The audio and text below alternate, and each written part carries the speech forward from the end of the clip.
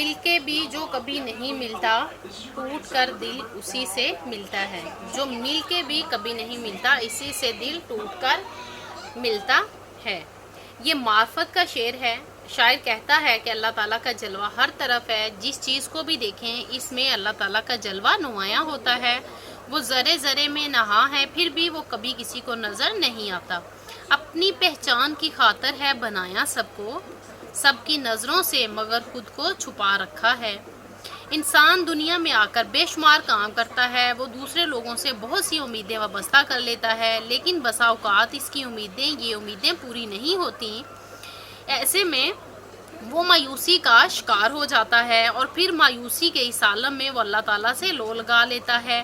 شاعر نے ٹوٹ کر کو دوہرے معنوں میں استعمال کیا ہے۔ ٹوٹ کر ملنا محاورہ ہے، جس کا مطلب ہے کسی ایک سے قطع تعلق کر کے کسی دوسرے سے جا ملنا۔ یعنی جب انسان کا ناطہ اس دنیا سے ٹوٹ جاتا ہے اور اس دنیا سے قطع تعلق کر لیتا ہے تو پھر وہ اللہ تعالیٰ سے جا ملتا ہے۔ ٹوٹ کر ملنے کا ایک اور مطلب ہے بڑی کوشش سے ملنا۔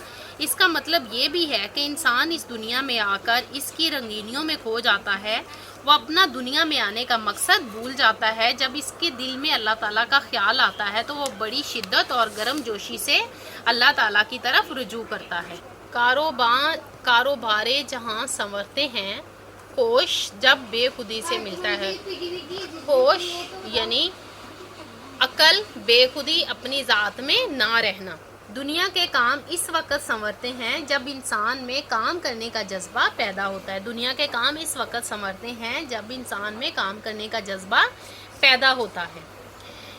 انسان دنیا میں آ کر مختلف قسم کے کام سر انجام دیتا ہے۔ کچھ کام تو پایہ تکمیل تک پہنچ جاتے ہیں اور کچھ کام ادھورے رہ جاتے ہیں۔ جو کام مکمل نہیں ہوتے ان کے پیچھے جذبے کا فقدان ہوتا ہے۔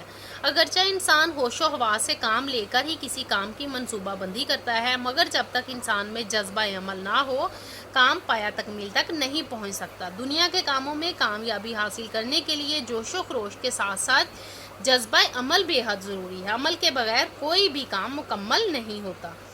انسانی زندگی کا دار و مدار ہی جذبہ عمل پر ہے۔ جو لوگ بیٹھ کر منصوبہ بندی کرتے ہیں لیکن